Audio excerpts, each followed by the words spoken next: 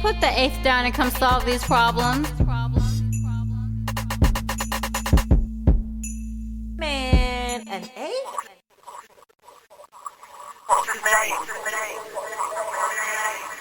Well, I'm going to start the show like I start every show. Okay. Mandol. All right. Did I pronounce it correctly? Did I say that right? That's the given. Okay, Mandol, that's the government. Yeah. What they call you, where you from? What they call you, where you from? Mad Dog. Mad Dog? MD 2020. Write some of these down. They call me that too. Now, cause I already admitted I call you MD. MD, I still get both of those. You know? Yeah. So, where did that come from? Who started that? The MD? MD, yeah. Oh, the fight when I beat this guy named Swole. So that really came from that fight? Yeah, they what they said. I beat him like a mad dog. Damn. Do you feel like he had it coming? Yeah, man, Swole beat everybody, bro. When I was growing up. That's what they call it. Like, he was really swole. Like, how much older? Because was he around your age? No, when I was like 12, he had to be like 20, 21, bro. He was like an older guy, but everybody called him swole every time. Like, he was like, when the movie came out Friday, we called him Debo. Yeah. That's what he reminded us of. That's his reputation. Yeah. Damn. Yeah. Yeesh. That's how that started. Now, that wasn't your first fight, though. No, that was my first fight with a grown man and won. Yeah. Yeah. A grown man of his stature. Now, his legacy. I would think that gave you a reputation. Like, now that you were able to actually beat the person who had the reputation in the neighborhood of Debo. Oh, I did it because Mitchie missed him when he hit him with that pipe. And he grabbed Mitchie and was just telling Marcus, brother, and then that's when I hit him. And when I hit him, he felt those hits. He let Mitchie go. Right. And you know, he got his on me now. Yeah, of course. Okay, I get that. It for that particular moment right there, that started something. You know, going forward, did people want to fight you? Like if you came around, was it more intense for you after that or less intense? It was the same. It was just more of like, oh boy, man, hey, that's the jitterbug that spit Swole last week. They'd name it to the date. The older guys from Fifth Street all the way on up. I think in middle school, that's when it actually got to the ego. And they was like, man, that's MD. You know. And that's when middle school was a different way of learning. You know, but what about like your like parents or close ones, your loved ones, your friends and stuff like that? What are they calling you? I still by my first name. Okay. Like, when I was growing up, my family called me Chubby Chubby. I was a little chubby back then. They don't know that. Yeah. Do you remember? Yeah, my cousin Jeff is like, oh, Chubby Chubby, where's Chubby Chubby? Yeah. So, and I come and in the neighborhood, they call me Chubby Chubby too. Damn. Yeah. And it's like, we pick them up, bust them over there in the field. Yeah. And, running around playing at church. We'll walk at the church, walk back home. Or, it was really, childhood was decent. I can honestly say we had a good childhood. Yeah. It was peaceful then. A simpler time, man. Yeah. Simpler time. Yeah. So I reminisce sometime. I'm like, man, would you want to go back? Cause you didn't have no real responsibility. You kind of, Yeah, I would. I would go back to certain parts of childhood, church days. I said, man, even my prayers now is that we all be like we was at church in our adult ages, I still would like that right there. See, but the thing is, if you go back, you go back. So you can't have it both ways, meaning like, I would think about going back, but then, man, I got to ask to do everything. Well, yeah, that's See right. what I mean? So you like pay the cost to be the boss. Well, then I would use that phrase when they say, if I knew what I knew then now. There we go. Be a millionaire. You'd be dangerous. Yes. You'd be dangerous. Powerful. Yeah, that's too much. That's too much wisdom in a little child. Or that young. Cause now it's like, man. Yeah, but look at the children now. I mean, you got children in high school making $100K a year. They haven't graduated yet. My son in engineering. Yeah. He said when he came in the 9th grade, he's like, Dad, it's like 3 kids in the classroom drive Teslas.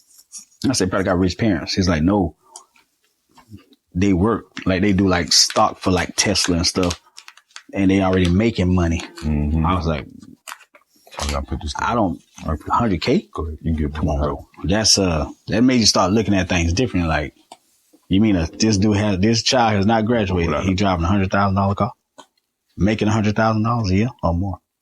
Not even graduated high school. Yeah, I couldn't even understand that. Yeah, that type of money. Cause then that's like, why would I even go to college though? Cause I can just progress in this direction. Most of them, he said most of them not going to college after they graduate because they already making, when they graduate, they make more. And he said they don't own it. It's paid off. Okay. So they've been doing this from like 10th grade, and he's been in engineering since middle school.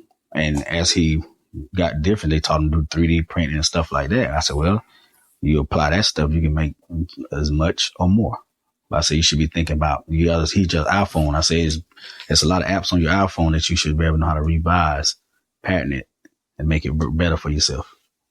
Yeah. I like our that. phones, we say, man, if I had this on here, but you got to get it patent, So the things you were saying, though, I don't think we had those type of opportunities when we were younger, except for stocks, but we wasn't into it like that. Well, they didn't offer college classes in school for free. Oh yeah, no. You can do dual enrollment and go to a different school. They still do that. Okay. Like at George Eagles, where he attend, they have the law program, nursing program, and they have 2 different engineering programs out there. They have culinary, like they have a lot of stuff where they can get those certificates before they leave high school and go into college and get into dual enrollment and graduate with a science. That's on point. We didn't have that when we was growing up. Yeah. Not at all. We had to graduate first and then whichever go. way you want to go. I didn't know if you was, We had to graduate and then figure out how much financial aid was going to be available for us to even get an education to pursue.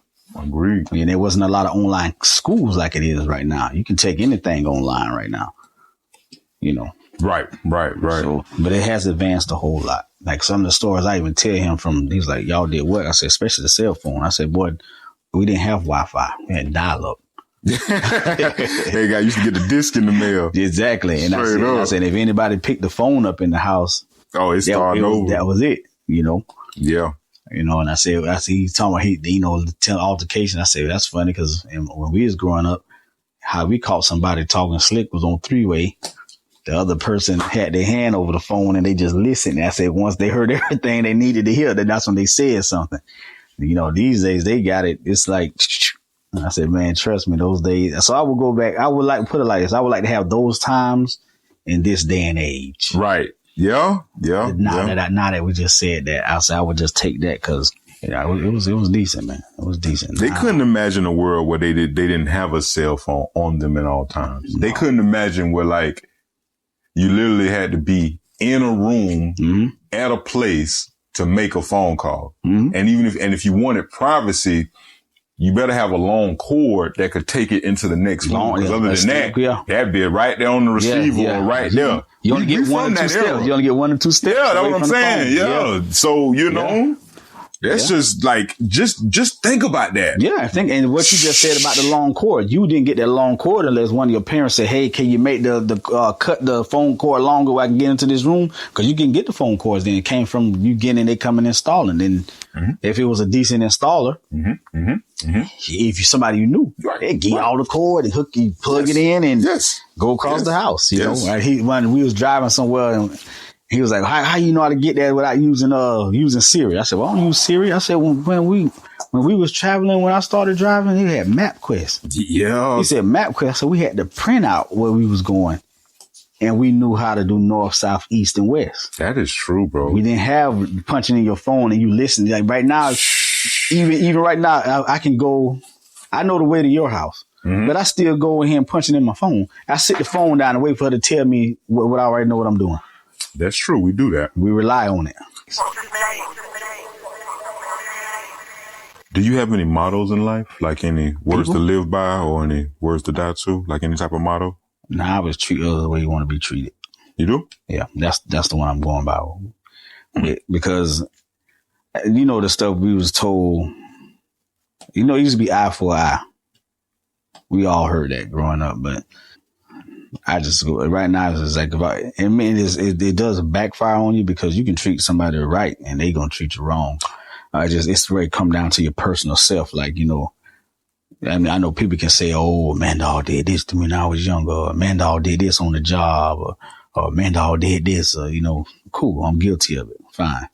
But that was that era of Mandol, or MD, whatever they want to state it as. Now, as you get older, it's like, okay, now how you going to live your life? How you going to conduct yourself?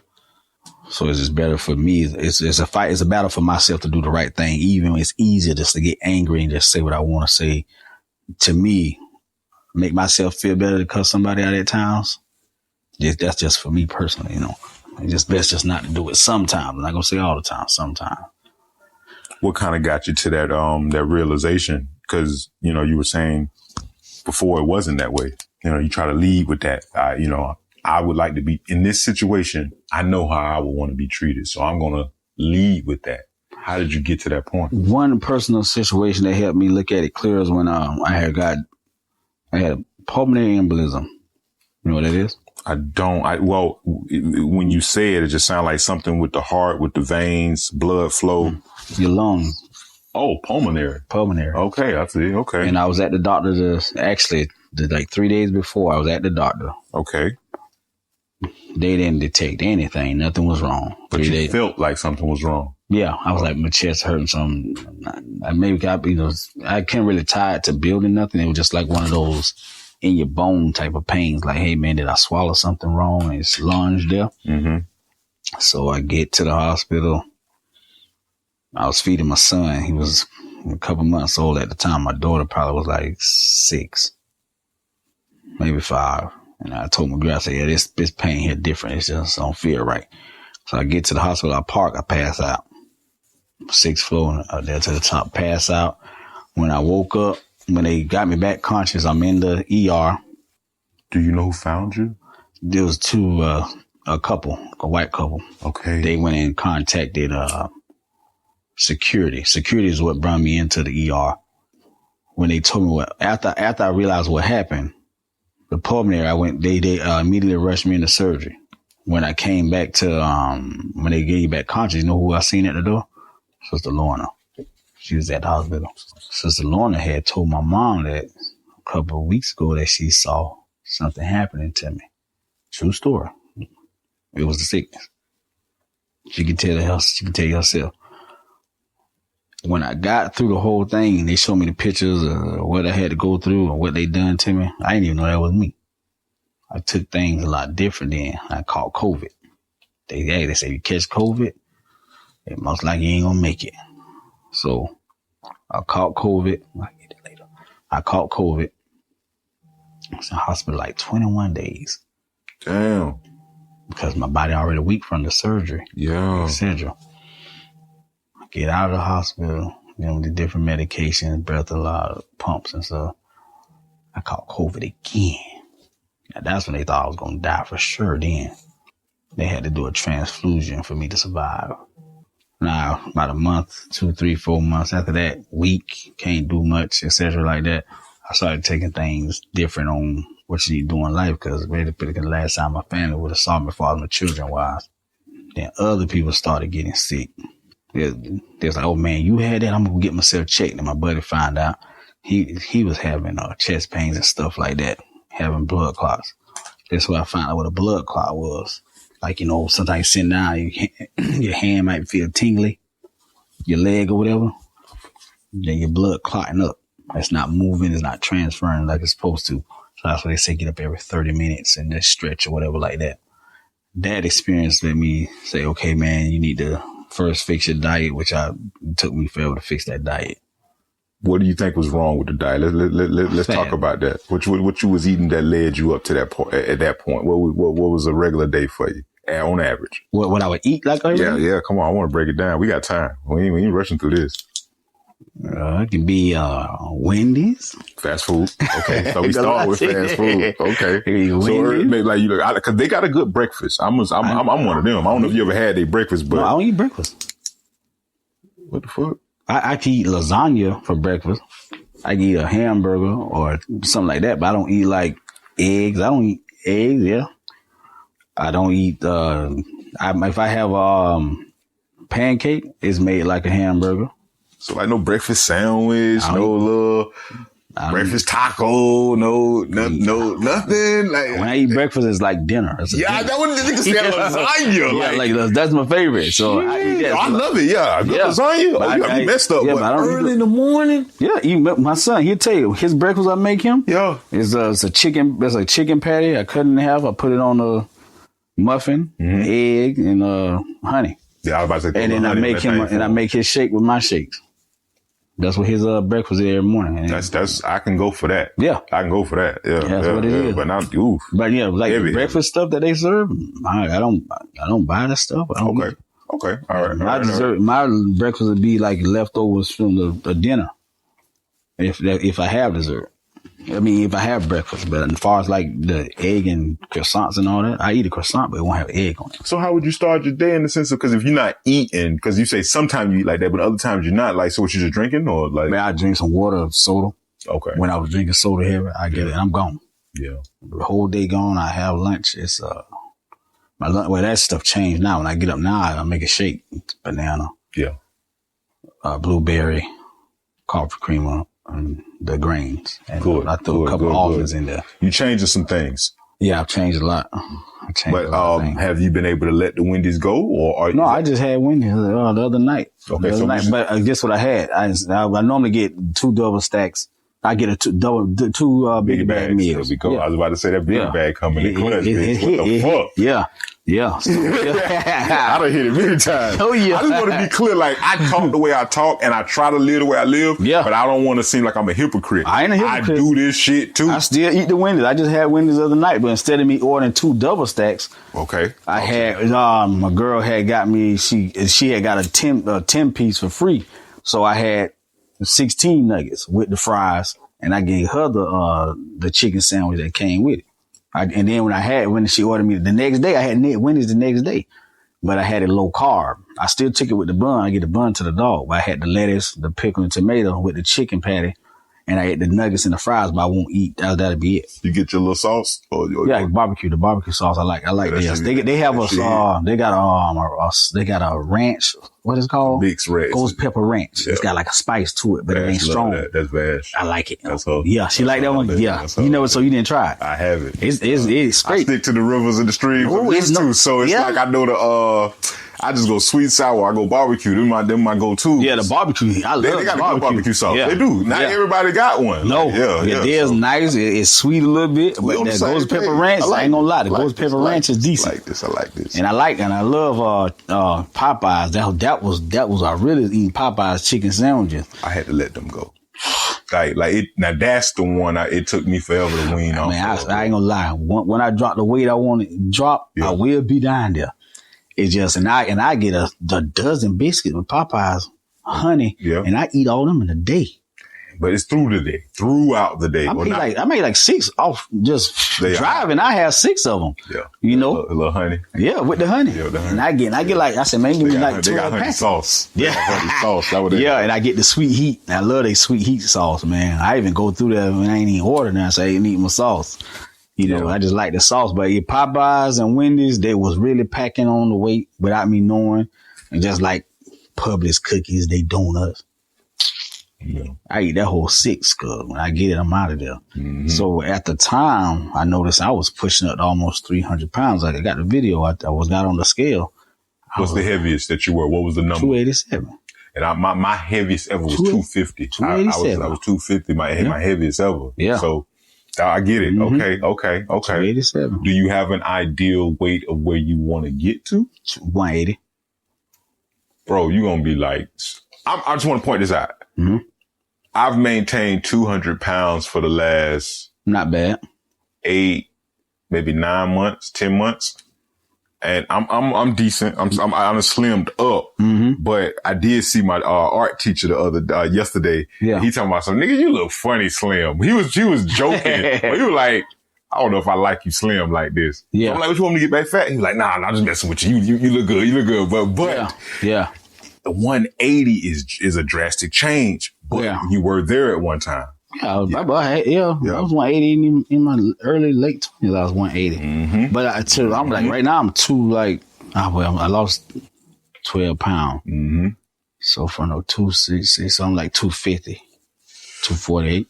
Let's talk about that. Yeah. What have you changed since the last session? Because when you came in, that's what we were talking about. But I wanted you to say that for the podcast. Yeah, so the last, talk about it. Come on, from the last session, I want to see how that started. No, Davon said, hey, man, Eric, you're looking good. How are you maintaining that weight? You remember he asked you that? He did. And you said you get up every morning, you drink water. Yeah. First day. Man, I was like, okay. I was always going to drink it at night before you go to bed, flush your system out in the morning. So then we talked about like cholesterol, something we got on, because Davon was talking about his size and weight. Mm-hmm. And I was like, okay. I said, you know what, man, I don't drink much water, but I can. When I get up in the morning, I brush my teeth with the purified water. I don't use the sink water. So I was like, I can drink that water. So I started drinking the water. Around 11 o'clock, I'm still full. In my mind, I want to go eat something like a burger, fries or something like that, especially that's when they got fresh food. And I wasn't hungry for it. Next day, I drank half a bottle of the water. Didn't eat nothing. I finished the water. I was full like 11, 12 o'clock in the afternoon. Didn't want to eat nothing. It's probably a week done went by, and was down in Marshall's, and they're like, man, boy, you looking, boy, your skin looking good, boy, what you doing? I said, ain't nothing. I said, wash my face more. I said, I've been drinking water every morning. That's what I told them, straightforward. So, time, and mind you, it's been like a month and a half about that time. Mm-hmm. Right? So, I started saying, you know what, man, getting good compliments, you know. So in the morning, I started making the shakes. I'm making for my son, but I started making for myself. Okay. Banana, blueberry. For me, it's banana, blueberry, almond, and it's like Sam sells his bag with just, like honey bunches of oats without the syrup. Mm-hmm. So just oats in there. And I use the coffee creamer, not the milk. So they started tasting good. Like, okay, this is good right here. I drink that thing, man. And I'm full, but I'm not full. So there's no weight on my stomach. I did it for like a week. Still doing it now. Also been my dinner at night. I drink like a larger portion of it. And then, man, I'm starting going around town. Man, boy, you losing weight. Boy, you looking good. A couple of shirts I have kind of tight on me. Putting them on with ease. And normally I put it over my shoulder. I'm like, oh, I can't wear this one. And it's extra large. Yeah. But it's a different fit, extra large. Yeah. Now, some pants I had in there, they fitting. So I was like, oh, I am losing this weight, so I'm not going to look at the scale. Well, graduation just passed. Boy, I see myself in the picture that was taken, and all the compliments I had got from family and friends. I was like, okay, I'm finna run with this. It started drinking the water in the morning. I still drink the water. Yeah. What was really keeping me on is my buddy that just had his gallstones. Yeah, talk about that. What happened with that? He started feeling pain for what they told us the other day. Okay. It was like he couldn't get up. It was like kind of hard for him. So his wife was like, hey, you need to go to the hospital. Mm-hmm. Just have checked out. He said, I'll go, which was this Friday. He was supposed to go this Friday.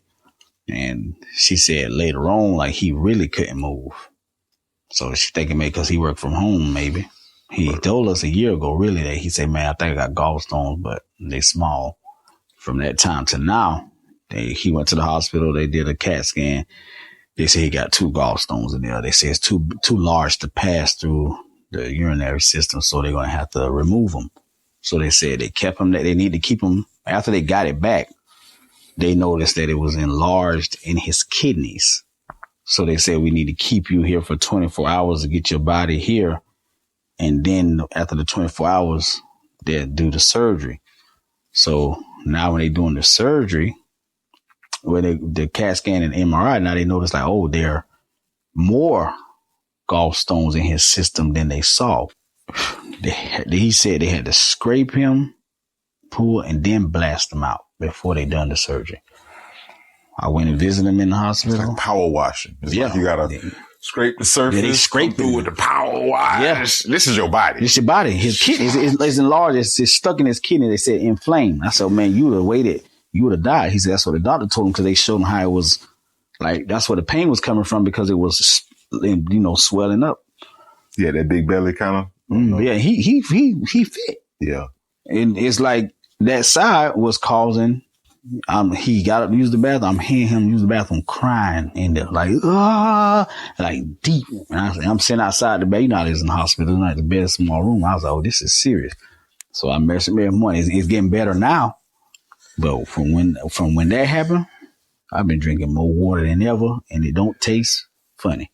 Yeah. From that starting of the water and his incident, it's like, okay, man, we already want to lose weight. It's better just change your diet now because I probably have stones I don't know about. Yeah. But I'd rather for me to shrink them. Yeah. Then they have to go through a surgery and go through a follow-up later. But he's still in pain, but he maneuvered better.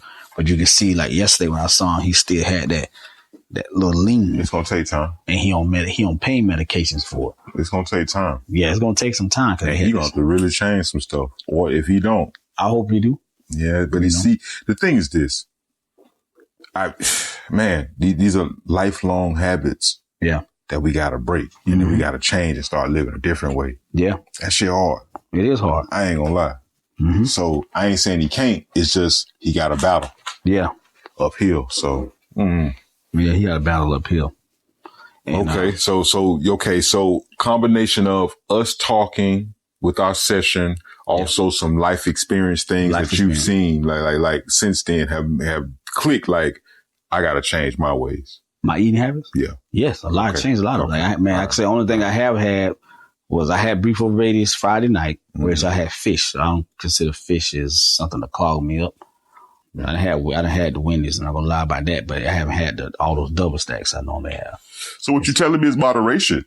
Yeah. I think I'm one of them to where it's like, I think that's the key to life. Yeah. I got that from my great grandfather who passed away at he make it to 105. I think he made it to 103 or 104.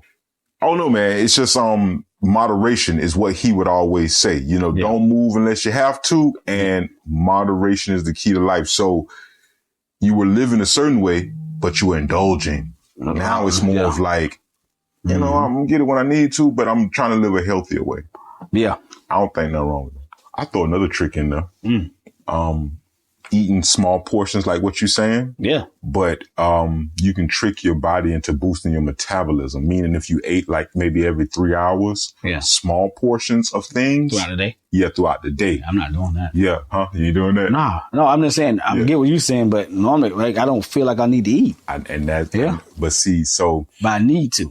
It could because what happened, and I'm not a doctor on that level, but these are the things that I've just learned over time that really have helped, and I've lived it. So the thing is this, you trick your body in, it's like the metabolism now to where you're losing weight, even though you're eating. So you need to eat healthier. You just need to eat small portions, and you need to eat more like maybe every 3 hours. I need to. Yeah. And even when you don't think you're hungry, your body is kind of hungry, and then you start eating and you can take it in.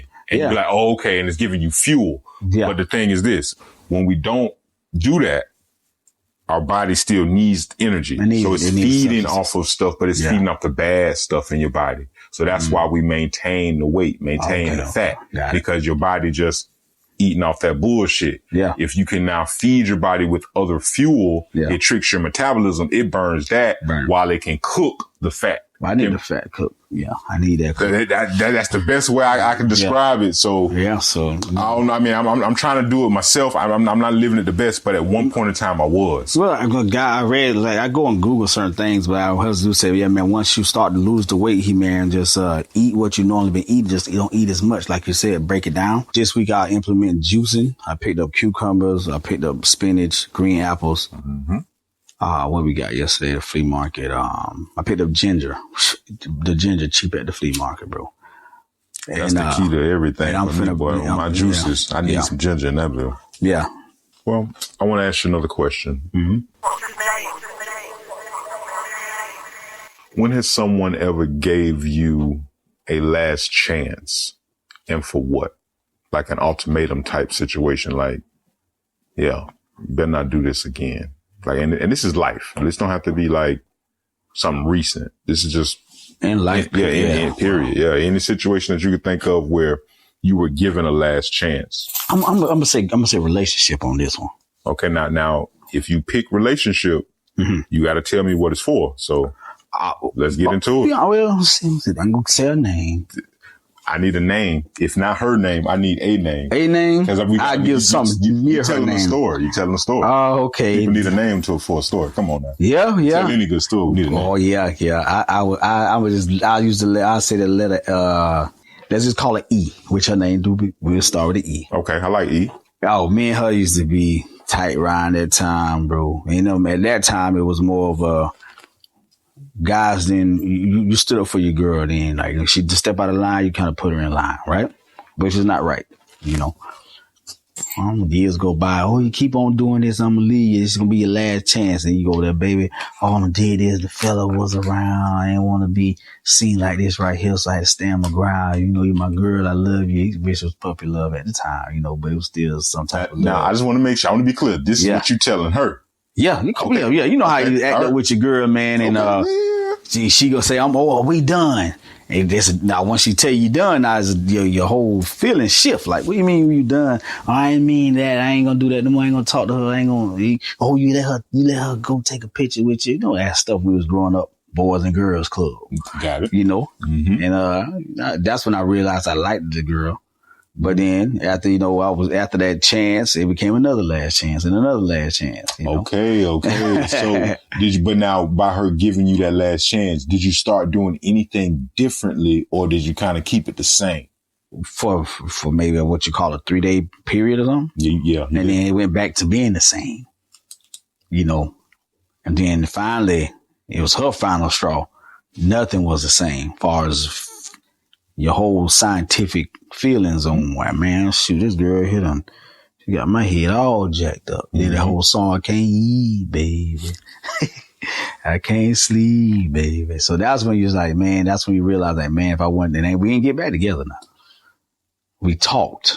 Yeah. But to me, give me a hug. My hug from her wasn't the same because to her it was like, I already let you go. I still got love for you. To me, it was like, you still my girl type of deal. Right. So that's when I could say the last chance thing far as because it's more personal with the woman because, you know, you have more personal things with women, especially if you was digging that chick at the time better than you probably had another girl, but she was the one that stood out the most.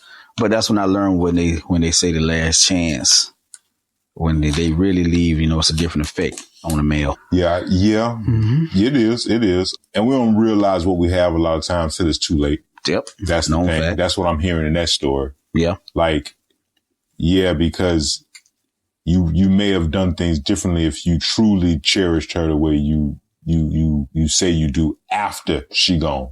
Does that make sense? Like, because behavior would have been a little bit differently when I look back on it. Like, thinking fast forward in life now, it's like, you know, I know, different people done had boyfriend, girlfriend relationship with. Either they look a lot sexier now, or they may become a lot more successful. Like, man, if I didn't do this, me and that girl probably would have had a whole lifetime behind us. Fast forward 20 years plus. So I look at stuff like that, and even though in a relationship, it's just those thoughts to oneself. So I could say, those last chances I should never had those last chances, but who knows what would happen now? Yeah, you know, it probably wouldn't even worked out with us if she'd have kept giving me those chances. It would probably end up and put me in jail or something like that. Do you feel like she was a good girl, or do you feel like you kind of dodged the bullet? No, I both. I can relate to both. I had to dodge the bullet and see that she probably could have been a good benefactor in life today. You talking about the same person? A couple of them, but this okay. I'm like, shit, how the fuck? You know how it was back in the day. That was our girl, but we still had what they call now the side chick. Yeah. You know, then you had the capers. Oh. You know, and some of the capers looked like they could have been a wife now. But I said, man, shit, I remember what we did with that girl, 5, 6, 7 of us. Mm-hmm. But you will now think about it, when you do meet a girl, she probably already had 4 or 5 partners. So it's like the same thing. It's just that you was with the 4 or 5 partners doing it with this girl. So that's how you kind of judge it different. But then you look at his prospect and say, what if? But I can't do the what if, because I would have to actually like try to know her. Mm-hmm. And I don't know what she done been through since these years done passed by, and she don't know what I have, and that's not me. I'm just using me for example, her for example. But yeah, that's the only way I can. That's the best way I can use a last chance situation. Okay. That actually shifted how I done things or how I talk to somebody or something like that would be a so-called relationship type thing. I like that. I appreciate you sharing that with me. Mm-hmm. Well, how about this? Give me a time you made a first move. Oh, girl? It don't have to be, but it can be. I'm very vague on purpose. So it sounds like your mind went straight there. If you want to talk about it, we can. Yeah. But I think we make first moves in life all the time, but we don't think about it. I'm trying to think of a first move that I can say I'm the one made the move. You usually they target you. Usually that's what happened. You get targeted. I get targeted, but if I seen a girl and if I knew you know her, I'll say, "Duh, man, what's up with your girl over there, man? Well, if she with somebody," and you'll say, "Oh man, hey, you know, blah blah blah, blah J," and then I say, "Well, cool, man, duh, tell your girl." I said, "What's up?" Then you go pass the message along, and now well, who is him? And then pretty much my first move was really through you because I didn't have a bit of courage to really say nothing. Far as it's easy for me to say, for her to tell you to let down than tell me to let down. Because to me, if I see a girl that I like or a situation I need to get into, the let down come easier from the middleman than just saying, okay, man. But as far as the first move that I made myself on anything? On anything. Think about it. But I want to say something because you just brought that up. Okay. I don't think we ever really crossed paths on females in life except one time. Me and you? Yeah. One time. Huh? And I totally forgot about her. Yeah. We can talk about it if you would like. And the only reason I'm saying that is because my mama brought her up on a fucking podcast. Huh? I'm doing a podcast with my mama, and that girl, out of all names, Sharice come up. You know, Sharice is should we say her name? Yeah, it's cool. It's cool. Because I'll say at least I can say it. So because of that, and then you know her, and she done been on the podcast as far as with my mama. So yeah, her name is out there now. She been on it? Her name. Okay. So it's too late now. Okay, yeah. You know, her was the first time I ever met the parents. Oh yeah, because y'all. The mama went to school with us. I mean, went to church with us. Yes. And then one day she came back and said, "Oh, my daddy wanted to meet you." I was like, "What for? We not married." Because I only seen that in movies being married. You know, Cartwrights, all that type of stuff we watched when we was younger. So one day it was after church. They invited me for dinner, but me going to dinner was meeting her dad, Mr. Franklin. Okay. And he didn't really come to church like that. He didn't. Okay. Smooth dude, man. Smooth dude, man. Okay. So, but at that, I still wasn't.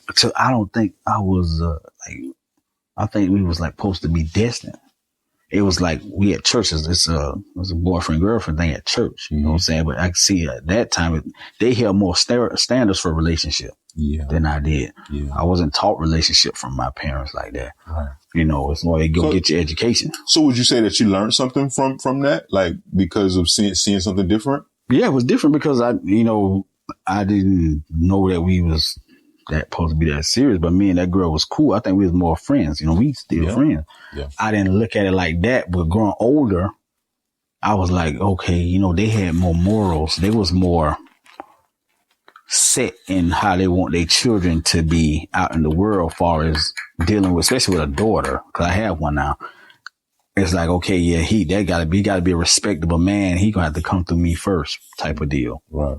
So yeah, that was ours. And you know what? And that wasn't that because, the boys from Plant City churches like the girl too. I found out they told me later on. I was like, I didn't know that. He's like, yeah, man, she said she was with you. I was like, we were just school. We were just church likers. I want to ask you this though, in hindsight, because this is what me and my mom talked about. So in hindsight, is this a situation that you may have felt like you missed out? Damn. or you dodged the bullet. I would say I dodged the bullet. You want to elaborate? Man, because she had more kids after that. By many different men. Because look now, this time that we was talking, everybody seen us as like solid, probably be potential husband and wife. But that wasn't in my mind. Like, had not been hers. When I used to go to Winter Haven, we was going to Carter Corner. Me and Jay, I see Ashley in Carter's Corner, and JJ see the girl 2 doors down. JJ was really hitting this girl. I wasn't hitting this girl. Come out, what the hell? Man, I gotta go take a bath. Like, does it smell like that, boy? What you did? I just got head. I was getting head a lot. That was my thing. They got that bubble, man. Yeah. He done got me into so many situations like what you just said. I'm telling you, I'm like, oh my God. What do you mean, bro? Like, man, if we around, I was just there. Yeah, That shit happened. It's happening. Go ahead. My wife don't understand it because I talked to her about like my childhood. I saw him yesterday. And you did? Yeah, he like got a little shade, like he got a little thing growing his hair. I can't see he had the band look. I was in the merge. Area? Yeah, same area. He always right there. Okay, all right. Yeah, you got. Go ahead, go ahead, tell your story. Yeah, you know, I was like, man, what you mean, man? I said, girl, I said, boy, what? Smelly boy. And then then he was going to Lake Gibson. I was going to Georgia. Fast forward, I would mess with these sisters out there. You know, mess with the sisters. Same thing, bubble penetrating. We all of us going to their house now. Their mom worked overnight, left at 4:00. So we did it like 9:30, telling Big Cheese Chill getting off late. You know what I'm saying? We had some fun, boy. But yeah. But I dodged the bullet because Reggie used to say, man, my sister ain't jump. And this her brother. Even like 10 years ago, me and him had a conversation on Facebook. Through Messenger, and he was like, man, she was wild back in the day. She was this back in the day. They had opportunity because the house was always available. Always, because the daddy was military. Yep, and mama was always working. Always working. But Reggie, by him being his sister, you don't think you don't talk about your sister like that. Well, he can't control his sisters.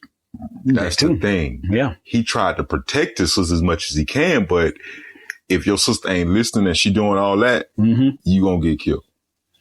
It's flat out. Yeah. So if I value my life, then I gotta step back. But that don't mean that she ain't shit. Like I live with this bitch. Yeah. Like y'all don't. Y'all just see her from the outside. But we ain't even 17. I know, bro. I already know. You know, and it's like, man, so far as keeping it real, Reggie was, I guess Winter Haven, them boys talk different over there. Now over here, we'll fight you. Oh, yeah, for sure. Yeah, you talking about my sister. No, that's good. I can talk about my sister, but you can't talk about my sister. Yeah, we'll fight you, man. No. Yeah, that was called, to me, I consider that dodge the bullet because people seeing me and this girl together. And I guess you call, I was greenhorn for real because I wouldn't think that me and her was like dating. I thought it was just like a little church thing. Man, hell no. Yeah, you can say that. And then she telling people that she my girl. Man. And I was like, me and that girl don't date. Got him one over there. Yeah. Boy. Got him one. That's all niggas talking about. Got him one. Everything happened besides her, her sleeping together. Yeah. And then, and I remember her daddy said, you should have never got pregnant from that boy. That was the man you supposed to have your children. Right, exactly. Yeah, daddy, so we were still cool like that. But me and her was better. Me and her was more friends than that dating thing that I never even looked into like that. Yeah. You know? Right. So but as far as like if I was saying me and her, if I felt differently or whatever, she was doing that, then she could have easily put some kids on me. All she had to do was give it to me once and say, I done got pregnant and put it on me for less than, if that would have went that way, But as far as she raised all her kids, though. Yeah, no. Yeah, I agree. Yeah, but I would call it a bully because Reggie always kept it 100. Always. And was never beef. Yeah, always love. Always love. Yeah, that's one thing I do remember because he was the older brother. That nigga older than me. Yeah, and I remember calling and I'm like, yo, Sharice, I talk to Sharice. Yeah. Like, yeah, you good, bro. You straight. You know what I'm saying? Like, it wasn't never no 10. Like, but don't be calling about my sister like none of that shit. But I felt it was because we all went to church together. That's how I took it. Like, well, Reggie, you know me from the church. Like, I ain't like somebody else trying to smash your sister. Like, you see the relationship we got. Yeah.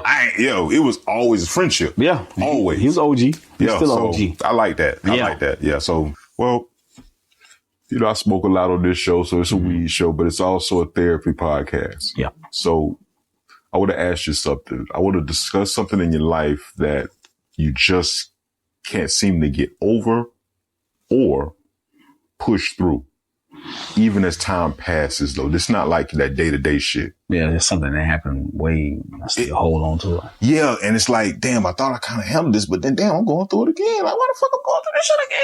Like that type of stuff. You got anything like that in your life? One that I'm still holding on to. I think if it's like somebody wronged me, I'm gonna say family member, but it's really with them. Okay. I'll say how if I did something for a family member, I have done something for them, and they just, and I'm not looking for nothing back for it, but then they make it like I owe them, like really owe them, like I borrowed something, and I'm like, man, I'm the one who helped you, so how you making other people think I owe you because of the situation these particular family members are in, and I have helped, like even housed them. Do you think you went above and beyond? Oh, yeah, I know I have. And at this present moment, I'm still above and beyond. But they don't see it that way. No, they know, because they told me, oh, you're out there, man, to owe me because of what he do for me. They may have expectations like, shit, I expect him to do this for me, instead of like, damn, man, he really did me a favor. I've done it. Man, look, I don't say names of people I help. Yeah. But people I have helped know. They say, man, that man, if he got it, he just say, bro, hey, look, bro, don't even rush with it. Because I done been helped too. But I've given it back. But my boy Frank, boy, I mean, what it was about. It was middle school. Man, I needed $20. I said, Frank, man, you got $20, let me hold it. He's like, yeah, Frank gave me $20. You know when I gave Frank back that money? Back in 2022. From 1995, probably.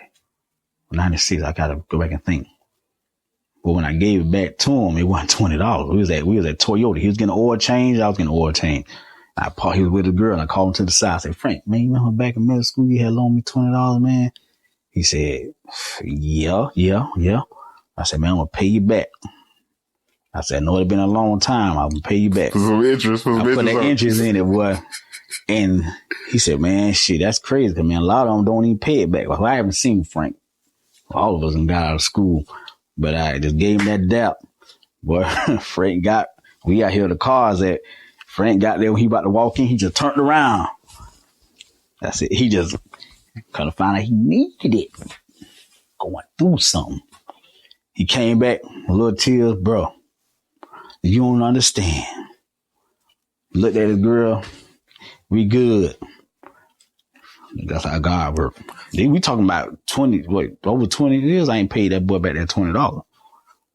Yeah, and you didn't know you was gonna see him that day. No, I didn't. If he ain't called over to me, I'd have still been sitting in that cubicle. Just I said, oh, then boom. I know what I had in my pocket. I remember that, and boom, took care of it. But it was for that. It was for whatever he did then for me to do that there, and that right there was like a whole like situation of maybe not even having maybe the car or the house type of junk. He said, bro, you don't understand what this means right here.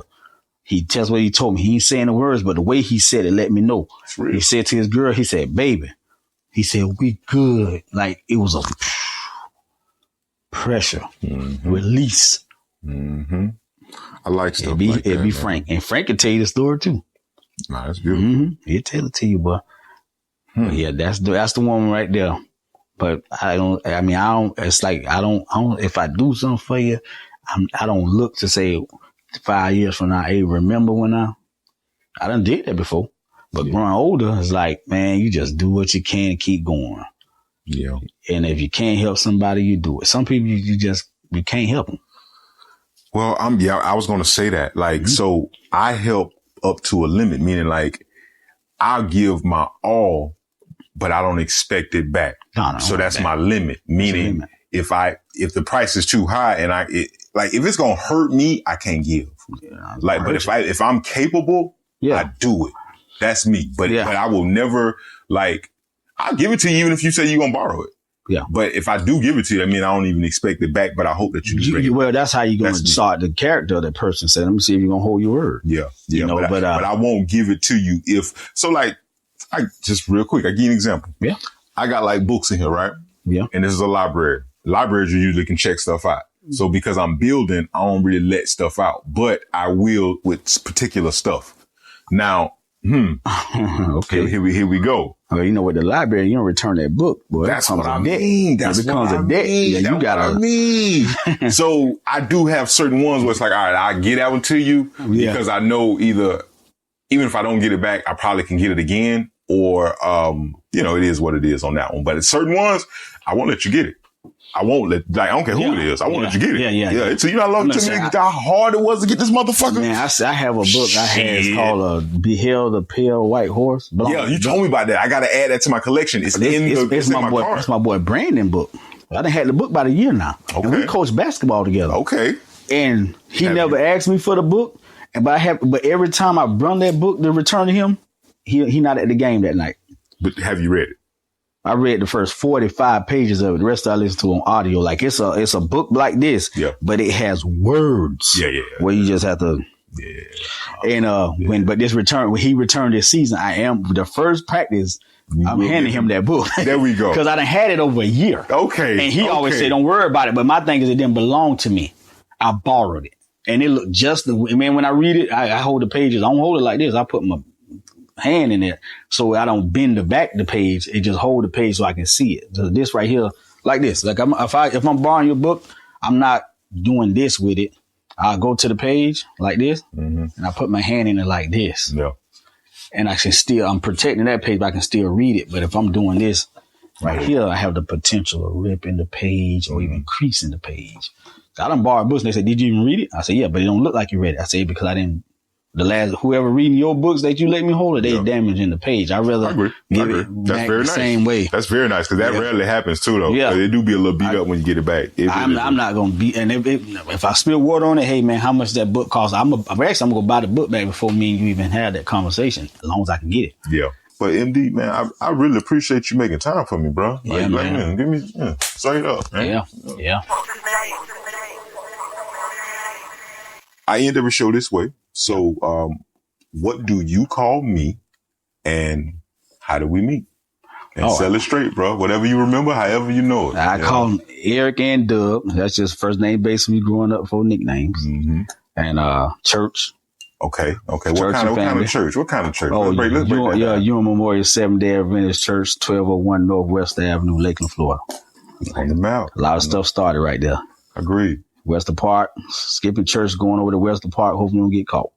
Shit, true. I'm gonna go even deeper. Skipping church, walking down to the circle. Walking down to the store on the Fifth Street store. Yep. Getting some gonna come back, but then I'm gonna stop at Sean and Randy house, wake their ass up early in the morning on a Saturday. Oh yeah, because they lived on Fifth too. Yep. Right before Uncle Tony started going, coming to the church really like heavy. He wasn't in the church then. No, he just dropped that tithe off though. Every Saturday he dropped that tithe off. He'll pull up there and go. Yeah. Oh man. Yeah. Okay. I just because you talked about how we met. Yeah. I need a moment. Mm-hmm. So, bro, my childhood, looking back on it, like it's just I feel like it's just that's how I was born into something, and I thought that's just how it was supposed to be. This is my normal environment. Mm-hmm. This is a loving environment. This is a structured environment. I'm just only speaking for myself. Yeah. And I ain't really like going to church. I was forced to go to church. I mean, you say that. You say you came to see us. Yeah, but that was my family when I got to go to church. You see what I'm saying? Yeah. So I'm thankful that I got, all that, bro. I talk about that shit. Yeah. So like, I'm thankful for it, but the more people I talk to, man, they ain't experienced this type of shit. So I'm going to just go strictly to washing the feet. Mm-hmm. That's just what we did. Yeah. Man, that's a humbling experience. Mm-hmm. It shows how you supposed to serve. Yeah. And watch this. Everybody washed each other's feet. Yeah. It wasn't just, the young children coming to wash the older or the older coming just to wash the, no, nigga, everybody getting their feet washed by everybody. You gotta do it. You got your feet washed? Go wash somebody's feet. One next to you, and we was all around. Yeah. Yep. And then we prayed afterwards. Yeah. Got the feet dried out. Yeah. Yeah. And we prayed. Bro. Then we went back in there and broke bread. Where are you on the church now? Like how do you? Because you know how we grew up in the church, and it was. I felt like even though it may not have been a lot of people, like hundreds of people, it still was a strong core. Yeah, I don't think it's that strong. You don't think so? My children still go to church. Okay. They love it. They pray. Davon tell you he still Davon. You know what caught me one day going was Mike. He been going faithfully. Barbara go faithfully. Christy, I never heard her not being there. She's still there. Sister Floyd, my mom, Sister Archer. But I think it's stronger when we was there, far as how the world was at the time. Like it wasn't, going to, when you was selling the event, they thought it was Jehovah's Witness. Mm-hmm. Mm-hmm. We like, hey man, Friday night is what we grew up to do. Now you see the same people that's off top a little bit that's like they trying to get back into the church from something we've been doing for years. They say, man, that was the right way because some people joining the church now. But back on point is, I think it was stronger then. It was stronger then because look, we not even in church. Mm-hmm. When we was younger, we was in there. Even as we got teenagers, especially when we started driving, we drove to church.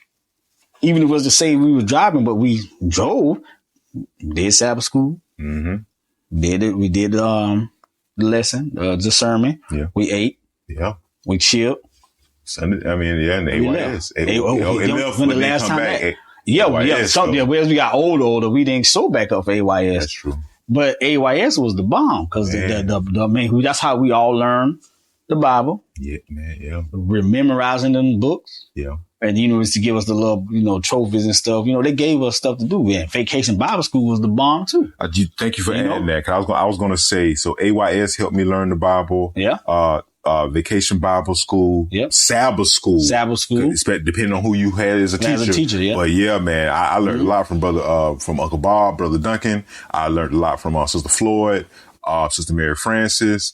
Yeah, and then the other teacher did the choir, Jenny Coburn. Oh man, she passed. I forgot about my auntie Jenny. I don't even talk about her enough, and that's Demetrius and Corey mother. I'm only saying that for the record because that's not Robert and Mama. Robert. Yeah, Robert. Yeah, Robert. Yeah, I thought Robert. No, I'm only saying that for the record because of people who listening. Yeah, I did podcasts with them. Okay. So just to bring a full circle, Jenny Kobe is Demetrius and Corey mother. If y'all out there listening, you want to put it together. Yeah, Demetrius and Corey. Yeah. Corey Kobe.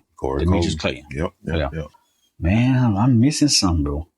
Yeah, of course we can't get them all. We can't get them all, but we done had some good people, impact our life. Yeah, especially at a foundational level, man. They taught us a lot. Yeah, for real, and it helped you in real life. It helped us in real life, even though we might not go to the church like we used to. What I found out, even in the Bible, if two people coming together and we conversing and we bringing up the God, Creator, like, what do you mean? That's church. Yeah, church now is more of a profitable business. Like, it's just everybody opening the church. Even if it's the 7-day Adventist church, I think it's more of the paycheck. It's a guaranteed paycheck. It seemed like it now. Yeah, I didn't notice it back then. Maybe it was, but I just didn't notice it back then. No. Right now, bro, they talking about everything. Politics and some more stuff in the pulpit. And I'm like, what? That's weird. You know how we had to dress to come to church? We wore church clothes. Yeah. Now you going to church. I guess the Bible said come as you are, but now it's more fashion zone. Like you going to church is like you going to a fashion show now. So that's based on interpretation. I would say, because no. I'm talking about the scripture because I would say read the scripture like in full and then see if that's what that really mean because it does sound like it's come as you are. Go ahead. I'll let you go. Well, to me, how I take come as you are is just like if you're a sinner, most likely who is not a sinner. Even the pastor is a sinner, bro. So I usually just days like when they say come as you are. If this man came with a t-shirt and jeans and shorts, he come as you are. And this man in 3-piece suit, slick slacks, come as you are. But now it's more judgmental far as the way you dress to come to church. It's like a certain church. I visited churches where they dress like these guys are all 400 or 500 guys or something. Yeah. Then I've seen other people that's in the church that don't look, they don't care if it's name brand or not, but don't look as par. Yeah. And it's like, a group wise, like, okay, hey, these group of people do this. Now I've been even at Ewing. I go to Ewing sometimes, but the Ewing don't give me that vibe. They don't really care we what never you really, got on. yeah. You know, but I have been in other denominations and stuff like that where I say, okay, I see how that church roll, because not only the pastor look just as nice, and the whole congregation, like there's no way the whole congregation can be top tier. So something's wrong. Yeah. I'm gonna throw it just a little bit back at you, and you tell me what you think. So, one person coming in the suit, somebody coming in the shirt and the jeans and the t-shirt, but they both going to the same place. I'm gonna go with, I do agree, this shit should not be a fashion show. No. We shouldn't be into that. That's very vain, and that goes against what the message is in the Bible. Yeah. Even like if you talk about Jesus Christ, he wasn't even into none of that. Nah, they wore robes and slippers. Well, but that's the times. But what I'm saying is they wasn't into the decadence. They wasn't into the gaudiness. They wasn't into, you got to have the highest of this or the best of that. Yeah. No, you come as you are. However, you do show reverence and you present yourself the best way you possibly can in that moment. That's the thing that I'm giving pushback on. So watch this. That guy who comes in the t-shirt and the jeans. Yeah. If that's the best he can do, then okay. That's his best. But if that's not the best he can do, I got an issue with that. And he's thin. Now also on the opposite side, if the person who coming in with the suit, that's the best they can do, I ain't knocking that. But if you coming in with the reasons of, I got to have the this and that and the biggest and the best to come in and now stunt on people or attract certain attention or try to treat these bitches and so, you know what I'm saying? Like, if that's what you're coming for, then that's wrong as well. I would say when you look good, you clean, boy. You feel good. Exactly. That's a natural feeling. It's a natural feeling. You got a little extra step. Yeah. I'll admit it. Yeah. I went to the Ray thing last night, right? Good. But I knew I was down for. I was on point. I felt it. I don't care if nobody told me nothing yesterday. You got me fucked up. All right. That's how I felt. But now watch this. Yeah. When I get there, or as soon as I see my friend, I get reassured. Like, damn, bro. Okay, cool. I left it alone. Still in there. Boom. See somebody I know. Damn, bro. I'm just chilling. I ain't said nothing about nothing. All I'm saying is I'm stepping a little different tonight compared to, if I wasn't on point like that, I might not step and I feel like you really should step either way the same way, but that's hard to do. But even when you ain't clean, I feel like you still should be able to, because you're supposed to have that confidence and it's in you. Yeah. It's not on you. Yeah. Meaning that these clothes don't make who I am, but it definitely accentuate. Like when I'm out, there's like the stamp on it because he clean. So I don't know, I just want to throw that in the mix, man. Like when you're looking good, you're feeling good. You're gonna walk a little different. I would always say, man, look your best. Because and the reason why, I don't wear my work clothes out for the reason being, one, I don't want like a shag. I can wear my mediocre clothes out because it's in between being what I want and still look presentable. But if I'm going to go to like a church or even if it is a t-shirt, I'm going to crease the t-shirt and I might put on church pants. I just don't want to have on a church shirt and put on a tie. It's going to look good. And that shouldn't define me as a whatever. No, I think that what you did, now I'm going to ask you this. Is that your everyday attire? T-shirt? No, what you said. No. You had you put a little crease on your t-shirt, you had some nice whatever, whoop. Is that your everyday? No. That's my point. You presented yourself differently than you do on a daily basis. And I think you stepped it up a notch. Yeah, look, that's all I was getting at in the sense of you're coming to this place that you say you're here to worship.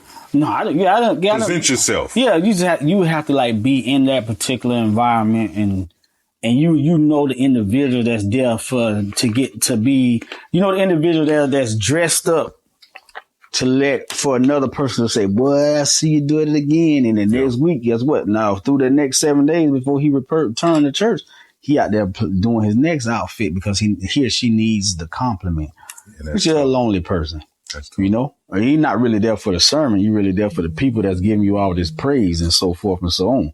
That's what that is. So, yeah, I agree with that. But man, we go back to the dirt, bro. I really appreciate this session, man. Yeah, like, man. We trade shoes and shit, nigga. I never forget that. Yeah. You know what I'm saying? Yeah. I appreciate you. That's what this generation don't understand. They're like, nah, bro, that's what made the other people think we had all them shoes. I know. I know. I'm telling you, man. Well, I don't want to kick you out the chair, but I do want to ask you, like, do you have any questions for me before we wrap it up? Anything you want to know? Anything? You know, I'm here. Man, I'm having them right now. Next session, I'll think of something. But I mean, I always take something back with me. I always learn. I keep something jotted. I ain't writing nothing down. I got it right here. But the insights of after leaving, like, man, you know what? You just, like, we don't both bring each other back to 20 years of memories. Mm-hmm. That's why I put that right there. Back in the days, memories. Yeah, man. Those good feelings.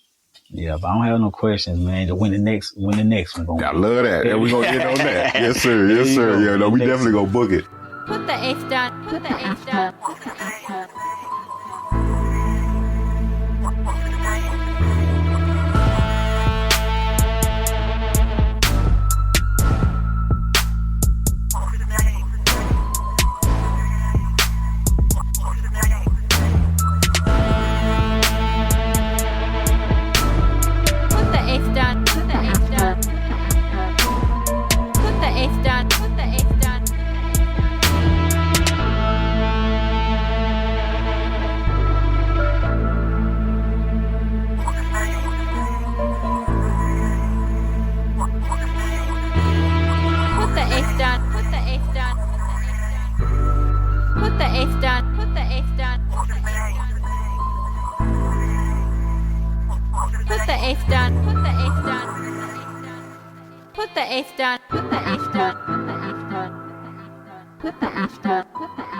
Man, put the eighth down and come solve these problems.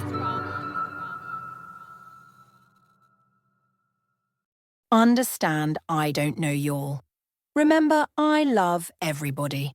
I am not your licensed therapist, and nothing shared on this podcast should be taken as medical, mental health, or legal advice. The discussions we have here are for educational, informational, and entertainment purposes only. We engage in open, honest conversations, sometimes including the mindful use of cannabis in a therapeutic setting. So kick back, take what resonates, and remember, always consult your own licensed professional for personalized guidance.